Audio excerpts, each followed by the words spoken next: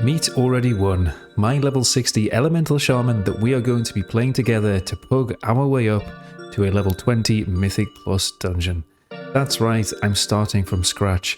No levels, no gold, no gear, no Mythic Plus score, and we are going to be getting to the highest Mythic Plus content in the game together. Welcome to Here We Go Again. Let's pug to be good. Perfect.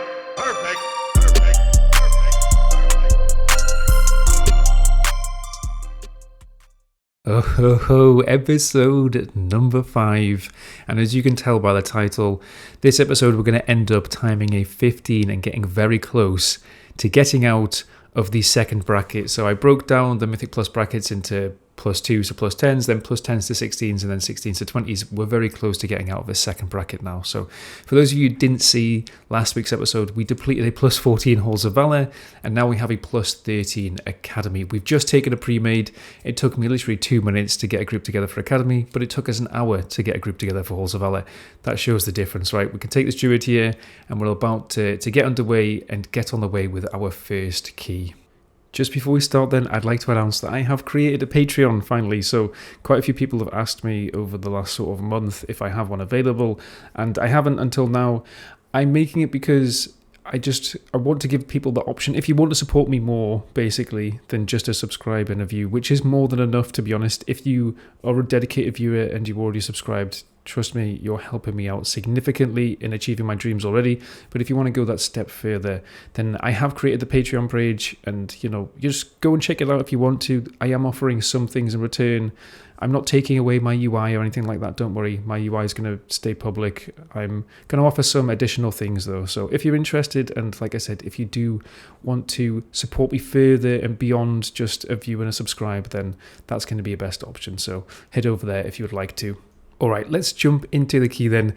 Same with all the other keys, we've already done Algathar in this bracket, right? We're in bracket 2 right now between +10s and +16s, so we're not going to go anything in major detail. We'll just go over some of the highlights and the lowlights and try and come up with some tricks and tips for you to apply in your own keys. Our first clip then, so we've actually headed to Vexamist as the first boss here, so we didn't go to Tree Boss. This is fairly unconventional for pugs, although at the higher key levels you'll find this happens more and more, especially Tyrannical Weeks. You almost want to get lust into this boss now. It's a bit more difficult than some of the other bosses after changes. At the time, I still think the tree boss was the worst because it hadn't been nerfed, but for now anyway, this might be something you come across more often, and it goes a little bit wrong, this boss. So we'll see in a second. We're about to get the arcane fissure happening, which is where we get knocked back, and then the swirlies on the floor. That's the thing which is going to kill you at this sort of key level. You can see I've used defensives into the first set of mana bombs here. That's not particularly good play, to be honest. I should just be saving my defensives for areas where we get into a rough situation and the healer hasn't managed to top us before arcane orbs go out, because that's the other thing that potentially might kill us, although again at this key level probably not. So here you can see we're absolutely fine, right? And we just took a mana bomb down to about half HP. You can imagine if we went into that mana bomb with only half HP, then we're going to die, obviously. So that's the scenario which you're trying to watch out for, basically. There is a lot of damage going out on this fight sometimes, and you need to be at high key levels anyway, roughly 80% HP before you drop a mana bomb. So that's what you're looking out for. That's when to use defensives. The other thing to watch out for is the arcane fissure, which is about to happen in roughly 5 seconds. This mechanic you get knocked back with, right, and then there's going to be swirlies on the floor, so you need to press that switch in your brain. Whenever you get knocked back, just remember you have to run, and here 2 of our DPS die. So it's not the underworld. We're going to combat res 1 and we're going to be able to kill the boss, but that's the sort of thing that you really need to account for at this level in the dungeon, right? At this sort of key level, make sure you're not dying to those floor effects. Alright, so we get to last boss, and we only have one other death. The other death was from the detonations at the trash around the tree boss. It's, not much that we can really learn from. It's just stepping out from stuff. So it's gone really well. We've done particularly well in this dungeon. The pre-made has played very well. I'm actually going to ask them in a second, you see, once we kill the boss, if they want to keep playing and if we want to do more keys. Again, highly recommend this. Whenever you're pugging and you get into a group where they're doing well, just ask if they want to keep going, right? There's no harm in asking, and if you already have played with them, you know that they're good players. That's much easier than trying to pug a new group. So always do that if you found a group of players that you sort of click with and you want to play with. Now, we do time this, right? But we get a Ruby Life Pools. No, God! I just didn't want to wait around for an hour like we had done with the Halls of Valor. I really thought with the Ruby Live pools that we most likely weren't going to get a group together, so I gave myself 5 minutes, and if no one applied, then I was just going to go and pug some plus 11s. So that's what we'll do. We'll go and show you the keys that we did, and there'll be very quick snapshots just to round out this week. And then we'll move on to the vault from next week and the first few keys that we've done in the following week. Alright, well these are going to be the first keys that we actually join, where we've, applied in the group finder rather than actually making our own key. And it actually went really quick. Within the first sort of 30 seconds of applying the keys, I immediately get into a plus 11 Azure Vault, which is awesome. I want to sort of just round out the week like I mentioned, but I want to do it in plus 11s and above so that I'm still getting the primal infusions and I'm farming the crafted gear, right? So this is perfect. I was super happy that I was able to just immediately get into plus 11s. That sort of, it made it a very positive impression on me at the time, because I was like, well, I don't know whether I want to try and apply, because what happens if I just get declined for half an hour? Well, I just immediately got accepted. So that was a great sign.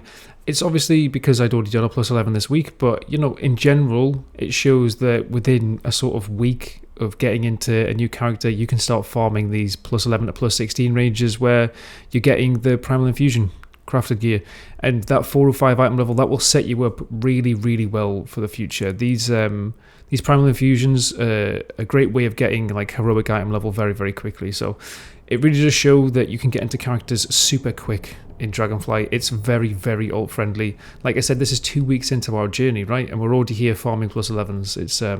It's great to see, and I think it really does show the health of the game, and this is a great example of why I prefer this expansion than previous expansions. With that being said, let's just quickly summarize this key then. Well, it went really well. You can see we've got 7 deaths, which is quite a lot. But honestly, all of those were just like individual mistakes. Nothing we could really help. There were no close encounters with bosses. We never were close to like fully wiping or anything like that. Everything just went pretty smoothly. Like I said, there were a few individual mistakes. So that's pretty rare for an Azure Vault. Azure Vault feels like another one of those keys which isn't that great, but I genuinely feel like in comparison to Halls of Valor at least, the timer's okay. You can just sort of run in a straight line and you're going to be alright. We get a nice piece of loot as well. Now, the Fractured Heart isn't great. It's an okay trinket, but it's a massive upgrade for me because we don't have particularly good trinkets at the minute, right? We've got a World Quest trinket and it's a massive item level upgrade, which is awesome to see. So that's really, really good. It's a big upgrade, and this is contributing, this key, like I said, to crafted gear, and we're also going to be getting an extra slot in the vault as long as we can do another 2 or 3 keys. The next key that we got into then was Shadow Moon Burial Grounds, and honestly, it only took us a couple of minutes again to get into it. It really was very quick, so definitely this is an option for gearing up if you're an alt. If I didn't get very lucky with the 411 dagger, I might have been more tempted to do this and just spam out a bunch of plus 11s, plus 12s, etc, to make sure that I could get a 405 item level main hand weapon. But I didn't have to do that, obviously, because I got lucky. But for you guys, maybe it's worthwhile doing because it's a very fast way of giving up your ults. You guarantee yourself a weapon slot, which is a very impactful piece of gear, obviously. And yeah, like I said, I think this clearly demonstrates that you can get into this range quickly and gear up your ults very, very fast in this patch.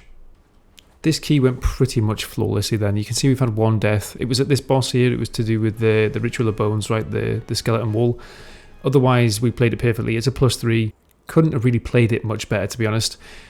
We didn't get any loot here, so let's go and have a look at the final key of this week then to get our 8 vault slots unlocked. You'll never guess what key we got into. That's right, it was another Shadow Moon Burial Grounds. Ideal for me, it's a dungeon that takes like 20 minutes. It gives us the main thing that we want, which is the crafting resources, right? It gives us the primal infusions, so ideal to get into these sort of dungeons. It's just... It's free item level at this point to spam these out at the end of the week. Now this dungeon went very smoothly again. We had a few deaths, just random deaths here and there. And then we get to last boss. It looks like we're going to 2-chest it again. And all of a sudden everything starts going wrong. So here we have the Ritual of Bones, right? And we end up at the side. And then the frontal goes out and both the DK and the Mistweaver get hit by the curse from the Ritual of Bones. The DK lives a little while here. He then reses the healer, but then the DK is very low HP. He procs his Purgatory right, and he's already dead. So we just full wipe here. Now, I'm going to rewind this because I want to show you exactly what went wrong.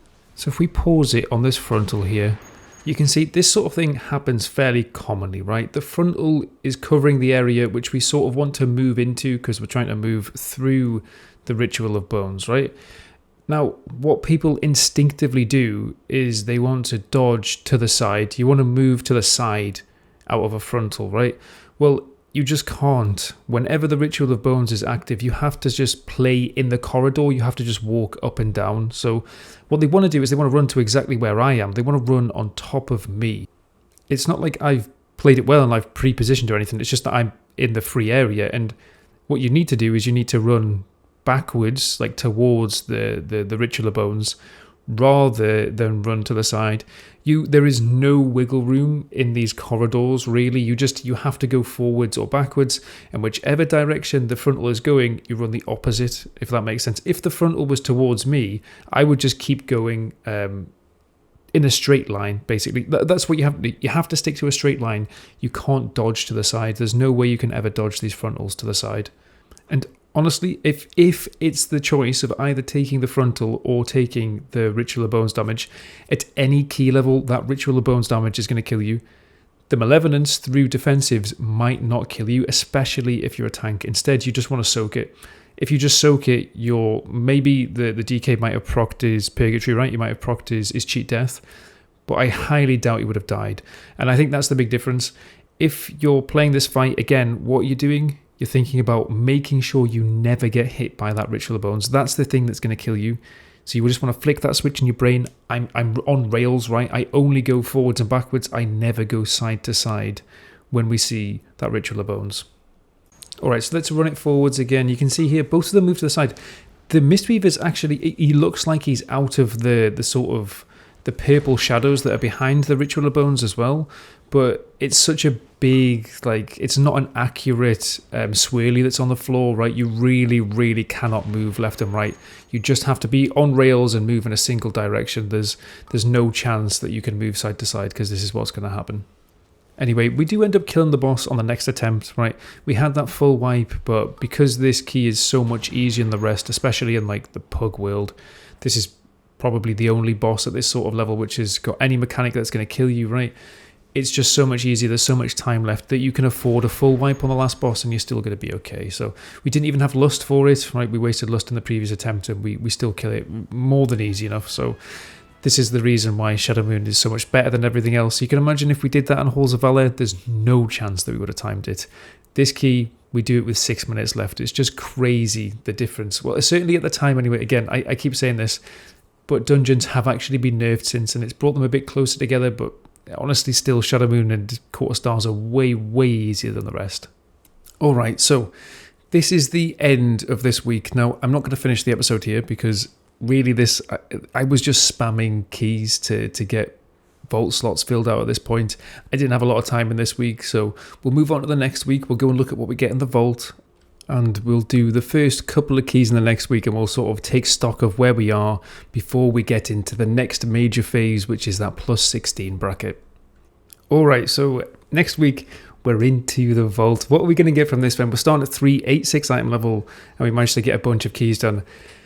We end up getting a belt and a wrist in the highest slots, which is really, really infuriating because of the Primal Infusion 2 set. The Storm Gear 2 set, basically, is really strong. I went and simmed this, and honestly, it was a downgrade. Both of these pieces were a downgrade. I don't know if I maybe got a 410 wrist and belt combination, then it might have overweighed it, but I didn't really want to bank on that. So we end up taking the shoulders here. Like I said, they were just the best upgrade, so it was well worth taking them.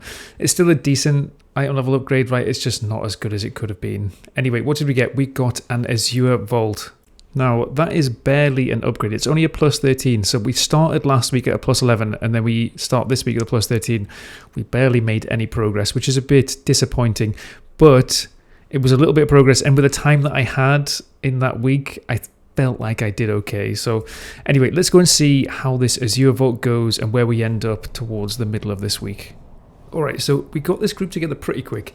It took us, again, maybe 10 minutes, and it was a pre-made, and I'm not going to show you too much from this dungeon because we've already been through Azure Vaults in this bracket, right? We've been through it in this plus 10 to plus 16 range.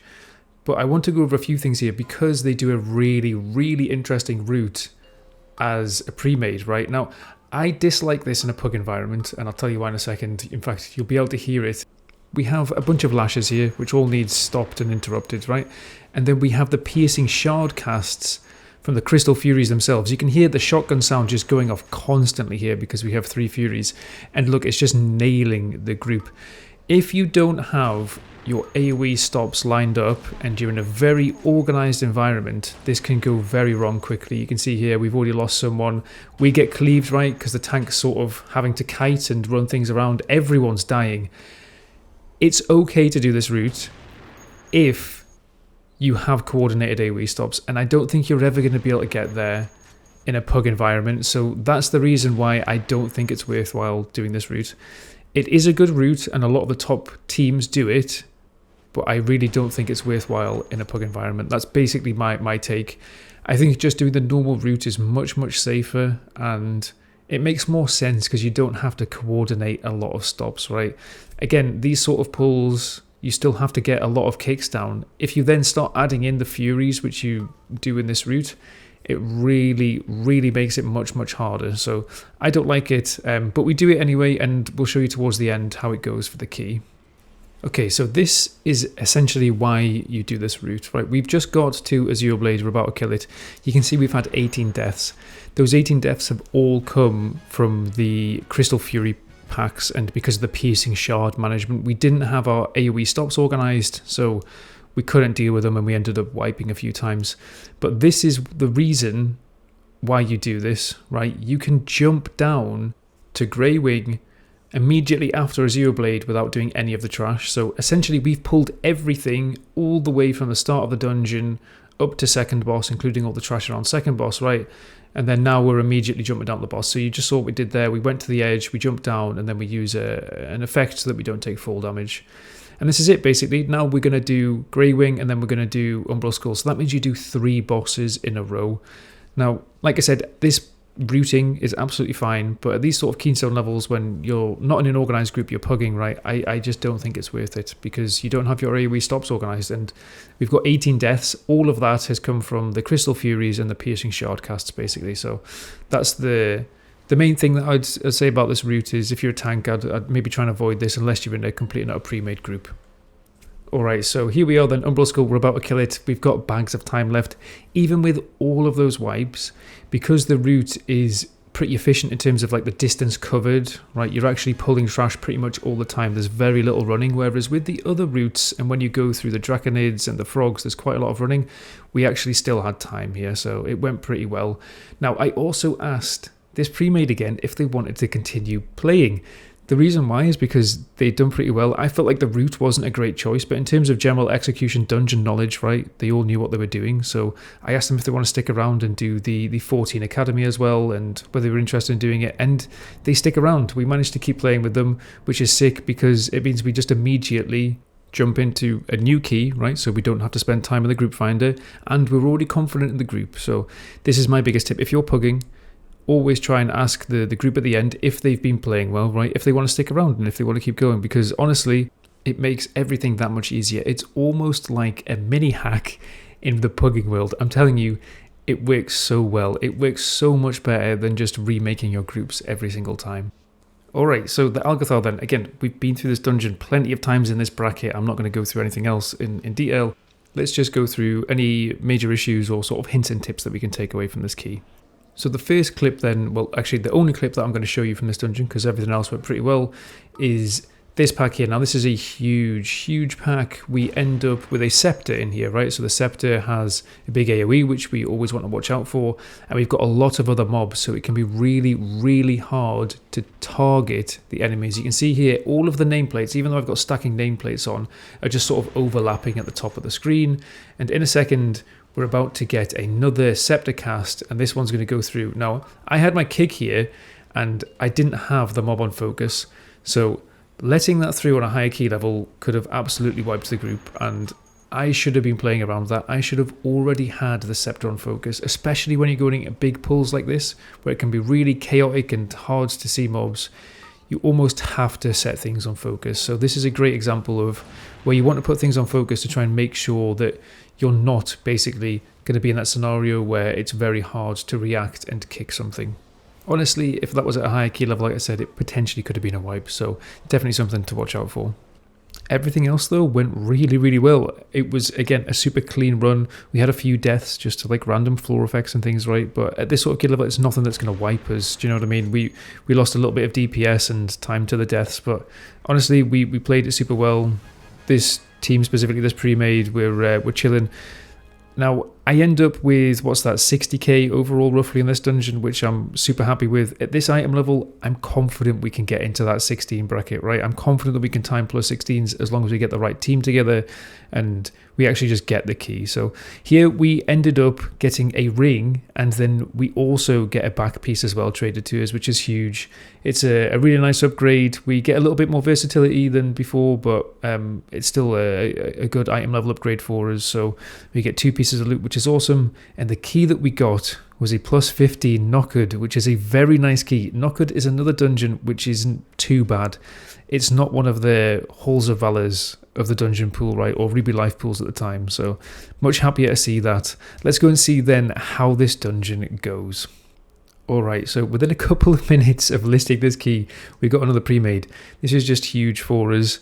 Honestly, Halls of Valor took me ages and almost no one signed up. Every other key was dead easy to find people for. I'm so surprised by this, looking back at the series, how most people were open to joining a group with someone that had relatively low IO/item level, and they were more than happy to play with me. So I didn't really come up against any issues, like I said, other than holes. And this is a great example, right, where things have gone very well. We actually got the group together in a couple of minutes at a plus 15 when I've not even done a plus 15 yet. So it just goes to show anyone can really go and do this and you can replicate it yourselves.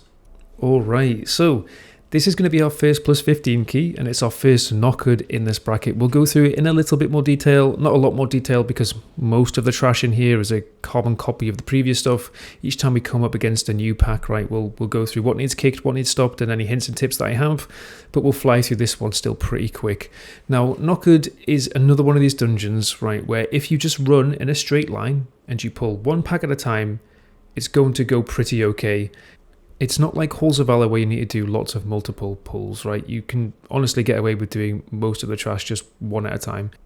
Alright, with that being said, let's have a look at the first pull of dungeon then. We have gone to the big patrol at the back of the arena, and I'd exactly do this the same if I was tanking, right? I think that this is by far the best pull to start off with. The big thing to watch out for is this plane stomper, so it's about to get kicked by the monk here. Now, that is the one key cast, so put the mob on focus if you can, and try and always kick it. Just save your kick for that. The other mobs in this then, this horn sounder, which I've just got targeted, does this rally cast. That wants to be interrupted with a CC or a stun. So you saw the DK gripped it there. It will make the pack do more damage essentially, so that's the other thing to watch out for. So there's 2 things. Try and stun the horn sounders and then try and kick the plane stompers. If you can do that, you're not going to be taking any damage and you should be absolutely fine. There are some other mobs in here which we'll get onto in a second. The first pack, it died very, very quickly, but there is a bird called an Ahuna in these packs, and they do a lot of damage to the ranged mobs. So here, if you see in a second, there is going to be a little bird that's about to start focusing on someone and moving towards them. They get this enrage buff, which does a huge amount of damage. So there, you just saw it got gripped back in. That's perfect play by the druid, and that's the sort of thing which you want to watch out for. Again, as a shaman, I could knock the bird back into the pack, right, making the melee DPS do more damage and the cleave damage go up. So that's the other thing that you want to try and do. Knockback, grips, Ursol's Vortex, all of that sort of stuff to try and get that bird to stay in the pack, and it'll die off very quickly. So 3 things, right? 3 tips for this sort of trash in this area. Kick the Lance Masters, right? Or the plane stompers. Always try and CC the horn sounders. So those are the ones that do the rally cast. And then knockbacks and grips onto the birds. Those are the 3 things that are maybe likely to kill you. Although, to be honest with you, it's the bird and the plane stompers. So if you can deal with those, then this trash is going to go very, very smoothly. Alright, on to the first boss then, Graneth. Now, this boss has essentially one mechanic which you really need to deal with, and that is that an ad spawns and it will run to one of these big ballistas, the lances at the side. You have to use the lances to interrupt the boss. So here you can see the one on the right hand side had a little clock above it. That means that that lance is going to be active shortly, and we need to use it to stun the boss, right? So this ad coming in is the highest priority and the thing that we need to kill. What happens is the healer is responsible for running away and clicking that lance. So in a second you'll see the saboteur is about to die, and the healer's just run across and he's going to click the lance as soon as it becomes ready. What we need to do then is we need to stay near the boss, because the healer needs to run in and out all the time. If you stand at 40 yards from the boss, what's going to happen is the healer's not going to be able to heal you. So here, look, we're going to kill the ad again. The healer is going to run to the opposite side of the ad, because that's the lance that's about to become active. If I was stood all the way to the right here, much further away from the boss, what we're going to do is we're going to range the healer. If we range the healer, we're not going to get healed here and we potentially might die, right? So that's my biggest tip again. Full send, always kill the ad, right? You can CC it, so there's a way of predicting this. Once the first two lances have been, you can work out which direction the lances are spawning. Sometimes it's clockwise, sometimes it's anti-clockwise, and then you can CC the ads if you get time. Most pugs, though, just kill the ads, and I would recommend you do the same. It's much, much easier to coordinate that rather than saying beforehand, oh, we're going to use CC. It's just not needed. So I would always try and kill the ad, and then other tip is stand near the boss so that the healer can heal you. If you're standing 40 yards, you're going to screw the healer over, and it's going to be much, much harder. Moving on to the second area then, we have some really nasty trash here. You can see here we have a Stormcaller and a Storm Speaker. Both of these ads, so both the pink nameplate and the yellow nameplate, do a lot of damage with their casts and their random casts. So you can see here the Storm Speaker is just getting off random casts, and I'm taking huge chunks of damage. In pugs, what you want to try and do, I would say, is just lock down one of the mobs. So I would pick one, and I would kick it and I would stun it. So you saw there, I picked the Storm Speaker, so the yellow mob. I kicked it, then I stunned it. And that's my best advice in pugs. Just try and lock down one of the mobs. You're never going to end up in that scenario then where you basically get two casts going off on the same player at the same time. If you always kick one mob, then that means that you're never going to get two casts basically. So I think that's the best way of dealing with this area. At higher keys, you might want to say, set up a kick rotation, because honestly, you can just get one shot by those Stormcaller and Storm Speaker bolts at higher levels, so you really do have to almost kick every single one. You can stun the Storm Speakers as well, which is very, very handy for a kick that might go through, but the Stormcallers, the bigger mobs with the pink nameplates, right, you can't do that. So big tips in this area: use your kicks wisely and try and lock down one mob, right? So those Storm Speakers, try and lock them down, the ones with the yellow nameplates. Use your kicks and your stuns wisely. Alright, on to the second boss then. Now this is the boss that is normally the pug killer in my mind. Last boss is also pretty hard, but there's a few things which you really want to watch out for. The first is a buff which he gives on himself, right, called Energy Surge. You need to dispel that if you're a class that has a dispel. So I'm playing Shaman. I need to dispel the surges for the tank, or else he's going to be taking much more damage. So you see in a second, I will purge this after a couple of casts. So there you go, I just purge that. The thing that you want to watch out for is this storm then, so the electrical storm. You need to use defensives into it. So I've just used shift. Then my plan is on the next storm, I'll use Ancestral Guidance to help the healer, and I will also use Earthly. Here, I actually baited the healer further away than he needed to be, so he couldn't cast. That was really bad by me. So I'm helping out with a little bit of healing here, but that's what you have to do. You have to use defensives to survive that cast. So just get in the mindset of layering defensives on this boss. Always send them in the electrical storm. If you've got short cooldown defensives, you're a monk or you're a rogue, then try and use them on the big AoEs as well. So you'll see in a second we're about to get AoEs around us. Here we go. If you could use them in this as well, do. But honestly, the big thing you have to save them for is that electrical storm. You have to have defensives for that storm. Even on a fortified week, plus 15, right, you can see we almost died before. So that's the big tip for this. Get into the mindset of having your CDs lined up and use your defensives on every single electrical storm cast. It will make everything much, much easier. Now, the other aspect of this are the orbs. So you can see there's a bunch of storm orbs going out here, and you basically get a stacking damage increase.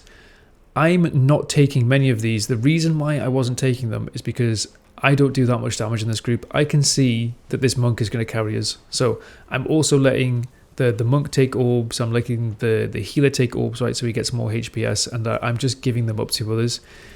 If you're in your own keys, what you want to try and do is you want to try and get to 10 stacks and then just slowly take sort of one at a time, so you always maintain your 10 stacks.